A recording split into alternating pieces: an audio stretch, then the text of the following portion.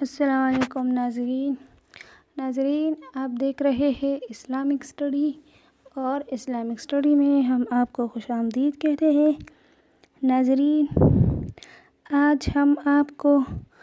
مسافت قصر یعنی قصر کتنی مسافت کے لیے واجب ہوتا ہے، مدت قصر یعنی مسافر کو کس وقت تک قصر کرنا چاہیے، اور قصر کی کچھ مسائل کے بارے میں بتائیں گے۔ تو ناظرین، مسافت قصر کتنی مسافت کے لیے واجب ہے؟ تو ناظرین، قصر اتنی مسافت کے لیے واجب ہوتا ہے جو متوسط چال سے 3 دن سے کم میں طے نہیں ہو سکتی۔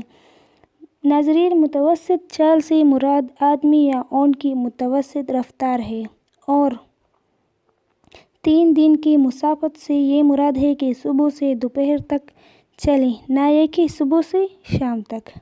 اس لیے ناظرین، فقہاء نے موجودہ زمانے میں اس مسافت کا اندازہ 48 میل کیا ہے۔ گویا اگر کوئی آدمی 48 میل تقریباً 78 کلومیٹر کی مسافت کے لیے اپنے گھر سے سفر پر نکلے تو اپنے گاؤں یا شہر کی آبادی سے باہر نکلتے ہی اس پر قصر واجب ہوتا ہے۔ اور اگر کوئی آدمی مسافت قصر یعنی 48 میل یا 78 کلومیٹر کو کسی تیز سواری مثلاً گھوڑے یا ریل وغیرہ کے ذریعے 3 دن سے کم میں طے کرے تب بھی وہ مسافر سمجھا جائے گا، اسے بھی قصر نماز پڑھنی چاہیے۔ اسی طرح ناظرین، مسافر کو کس وقت تک قصر کرنا چاہیے، اس کی مدت قصر کتنی ہوگی؟ تو ناظرین، مسافر کو اس وقت تک قصر کرنا چاہیے جب تک کہ وہ اپنے وطن اصلی نہ پہنچ جائے، یا کسی مقام پر کم سے کم 15 دن ٹھہرنے کا قصد نہ کرے، بشرط یہ کہ وہ مقام ٹھہرنے کے لائق ہو۔ اگر کوئی آدمی دریا میں ٹھہرنے کی نیت کرے یا دارالحرب میں یا اسی طرح جنگل میں تو اس نیت کا کچھ اعتبار نہ ہوگا۔ ہاں، خانہ بدوش لوگ اگر جنگل میں بھی 15 دن ٹھہرنے کی نیت کرے تو یہ نیت صحیح ہو جائے گی، اس لیے کہ وہ جنگلوں میں رہنے کے عادی ہوتے ہیں۔ اس طرح ناظرین، اگر کوئی آدمی اس مقداری مسافت کو قطع کرنے سے قبل کہ جس کا سفر میں اعتبار کیا گیا ہے کسی مقام پر ٹھہرنے کی یا اپنے وطن لوٹ جانے کی نیت کرے تو وہ مقیم ہو جائے گا، اگرچہ 15 دن سے کم ٹھہرنے کی نیت کی ہو۔ اب یہ سمجھا جائے گا کہ اس نے سفر کے ارادے کو ختم کر دیا ہے۔ اور اس طرح ناظرین، قصر کے کچھ مسائل ہیں۔ ناظرین، سفر پوری کرنے کے بعد 15 دن سے بھی زیادہ ٹھہر جائے تو وہ مسافر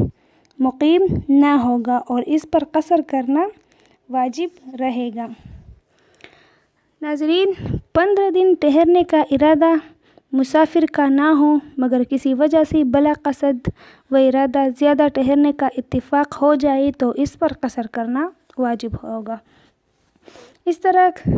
اگر مسافر نے کچھ نیت ہی نہ کی ہو بلکہ اس کا ارادہ وہاں سے چلے جانے کا ہو مگر وہ اس پس و پیش میں 15 دن یا اس سے زیادہ ٹھہر جائے تو قصر واجب رہے گا۔ اور اگر مسافر 15 دن یا اس سے زیادہ ٹھہرنے کی نیت کرے مگر وہ مقام قابل سکون نہ ہو، اور اگر مسافر 15 دن ٹھہرنے کی نیت کرے مگر وہ 2 مقام پر، بشرط یہ کہ ان دونوں مقامات میں اس قدر فاصلہ ہو کہ ایک مقام کی اذان کی آواز دوسرے مقام میں نہ جا سکتی ہو، مثلاً 10 روز مکہ معظمہ میں رہنے کا ارادہ کرے اور 5 روز منی میں، مکہ سے منی جو ہے وہ 3 میل کے فاصلے پر ہے، اور اگر رات کو تو ایک مقام میں رہنے کی نیت کرے اور دن کو دوسرے مقام پر، تو جس موضوع پر رات کو ٹھہرنے کی نیت کر لی ہے وہ اس کا وطن اقامت ہو جائے گا، وہاں اس کو قصر کی اجازت نہ ہوگی۔ اب ناظرین، دوسرا مقام جہاں وہ دن کو رہتا ہے اگر اس پہلے مقام سے سفر کی مسافت پر رہے تو وہاں جانے سے مسافر ہو جائے گا ورنہ مقیم رہے گا۔ اور اگر ناظرین ایک مقام دوسرے مقام سے اس قدر قریب ہو کہ ایک جگہ کی اذان کی آواز دوسری جگہ جا سکتی ہے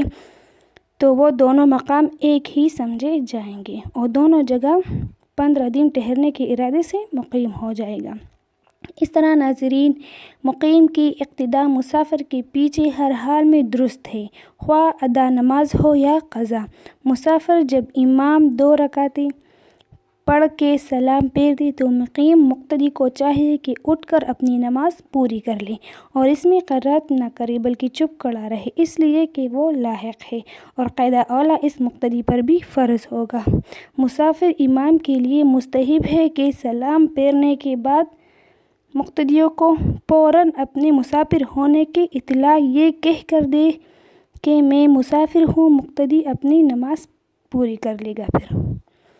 اس طرح ناظرین مسافر بھی مقیم کی اقتداء کر سکتا ہے مگر وقت کے اندر، وقت کے بعد نہیں، اس لیے کہ مسافر جب مقیم کی اقتداء کرے گا تو امام کے اتباع میں 4 رکعت یہ بھی پڑھے گا